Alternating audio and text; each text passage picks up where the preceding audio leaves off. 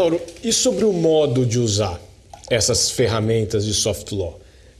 Existem, justamente porque não são instrumentos vinculantes, existem vários modos de se torná-las de se tornar úteis essas diretrizes. Quer dizer, na sua prática, você tem se valido mais dessas ferramentas como uma referência pessoal, como feito referência expressa a elas em ordens processuais ou no termo de arbitragem, orientado as partes a se valer delas como referências, ou visto essa iniciativa a partir das próprias partes? Quer dizer, como que você tem usado e visto elas serem usadas? Bom, André, em primeiro lugar, na linha do que eu lhe disse antes, eu sempre procuro fazer com que as partes se sintam participantes ativas no procedimento. Então,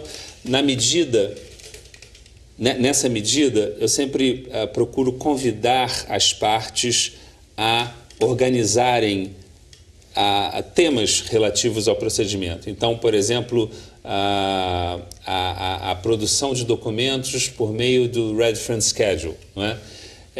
Em vez de a parte pedir ao tribunal a produção de determinado documento e o tribunal então ordenar à parte esta produção, o Reference Schedule permite, por meio daquela tabelinha, que as partes num procedimento pré-tribunal elas possam diretamente pedir uma a outra os documentos ou a categoria de documentos que julgam necessários à instrução do seu caso. A outra parte pode fornecê-los ou então justificadamente negá-los e só depois então isso vem ao tribunal. Mas aí, quando vem ao tribunal, muitas vezes já vem com boa parte do problema solucionado, porque as próprias partes chegaram a acordo ou chegaram à conclusão de que determinados documentos elas livremente, de livre e espontânea vontade, poderiam e deveriam fornecer, e outros que elas julgam que ou não têm, ou não podem, etc. e tal.